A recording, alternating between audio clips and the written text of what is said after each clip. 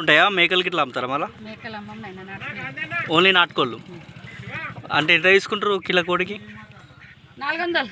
400. కోసిచ్చి మరి అండిస్తే? కోసిచ్చి వండిస్తే 150 రూపాయలు తీసుకుంటాం కిలో. మొత్తం ఇక కిలోకి 150. ఇక్కడ 3 కిలోల కోడి అయితే 350.